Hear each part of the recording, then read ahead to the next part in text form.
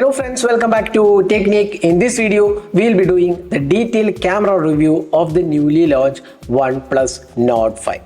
Now OnePlus Nord 5, when it comes to the camera hardware, there has been improvements comparing to the previous Nord 4. So the primary camera as well as the selfie camera has been upgraded. So let's figure out how good the camera experience is on this device for the price segment. So the OnePlus Nord 5 is priced starting 29,999 with card offers. So let's see how good the camera experience is. So before going to the camera review, don't forget to hit that subscribe button and also hit the bell icon to get notified of all the videos we publish. So let's begin. So first, let's talk about the hardware on this device. So the primary camera is a Sony Light 700 sensor with a 1x1.56 inch sensor, 50 megapixel. There is optical image stabilization, 6p lens and f1.8 aperture. Now the secondary camera is unchanged. It's an 8 megapixel shooter, 5p lens, and it has f2.2 aperture. There is also autofocus included. Now that's a dual camera setup on this device. Now the selfie camera, that has also been upgraded. Now you get a Samsung ISOCELL JN5 sensor. It's once again a 50 megapixel shooter, 1x2.75 sensor size and f2.0 aperture, and there is also electronic image stabilization available for the front camera. So that's the camera hardware of the Nord 5. Let's go straight into the camera samples to see how it performs.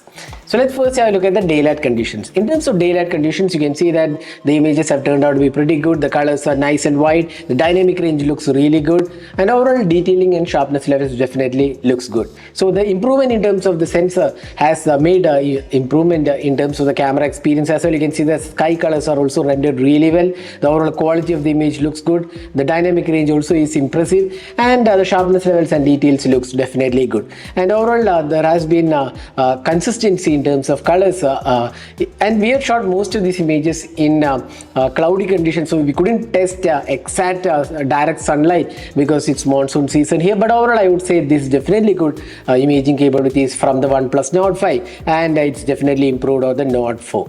Now let's move on to the ultra wide. Now ultra wide is unchanged. The 8 megapixel remains the same, but one good thing Nord has done is that the color science of the primary and the ultra wide remains exactly the same. That's pretty good, but otherwise the image looks quite decent. I would say nothing outstanding. 8 megapixel has its own limitations, and you can clearly see that from the shooter, 8 megapixel shooter on this device. Now close-up images, once again Nord 5's primary camera does a good job. A good amount of details on offer. The sharpness levels, dynamic range, everything looks really good, and overall the quality of the shots taken in close-up mode looks pretty good. Now there is also a macro camera. Now macros are automatically triggered and uses the ultra wide. Now because it's using the 8 megapixel ultra wide, the sharpness levels and details are okay only, nothing extraordinary out there, but kind of usable.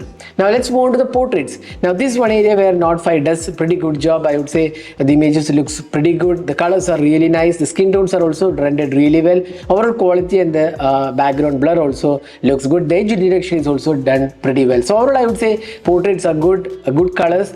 Even the background HDR also looks pretty good. Overall portraits did come out pretty good on this device. Even if you look at the low light or indoor lighting condition, the portrait shots turned out to be pretty good, and the edge detection also looks great on this device.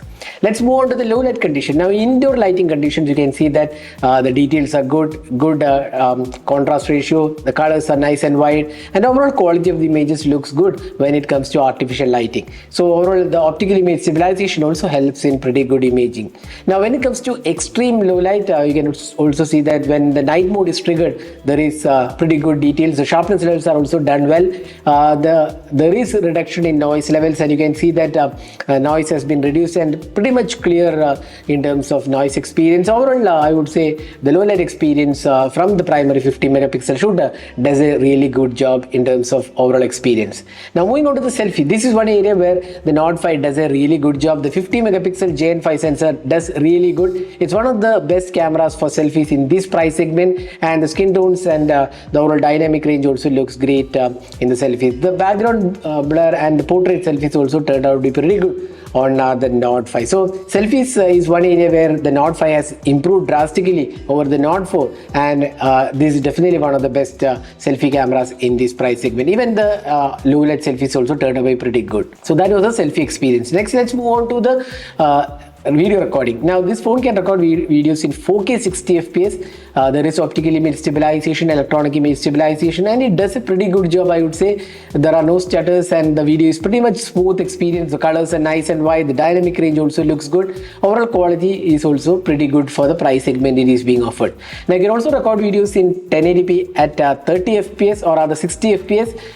This is the 1080p 60 fps footage, which looks very similar, and colors are pretty much natural looking, and overall quality is definitely good. Now when it comes to the ultra wide, we would say that the 8 megapixel shooter produces average results, although the colors are quite okay, and the video quality is just average, I would say. So this is the front facing camera sample taken with the OnePlus Nord 5, which can record videos in 4K 60 fps, and right now you're watching the 4K 60 fps footage from the device, so you can judge yourself how good the clarity of the video is and also the audio output from the video.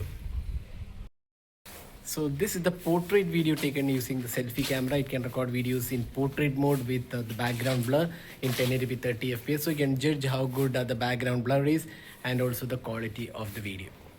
So that was a detailed camera review of the OnePlus Nord 5. So overall summing up, OnePlus Nord 5 has improved drastically in terms of camera experience, be it the rear camera or the selfie camera. Both does a pretty good job compared to the OnePlus Nord 4. One area where there has been no major change is the ultra wide. It's still the 8 megapixel and there is no telephoto lens in this price segment. Some of the phones do have telephoto in this price segment. So considering that there are shortcomings in the Nord 5, but for what it offers, the 50 megapixel rear and the 50 megapixel selfie camera does a really good job, and there is no real issues faced, and overall it would satisfy most of the users in terms of the overall lighting conditions. So that was my experience with the OnePlus Nord 5. What do you guys think about the Nord 5 in terms of camera experience? Do let us know your thoughts in the comment section. This is Nirmal signing off. Thanks for watching. Hope to see you in our next video.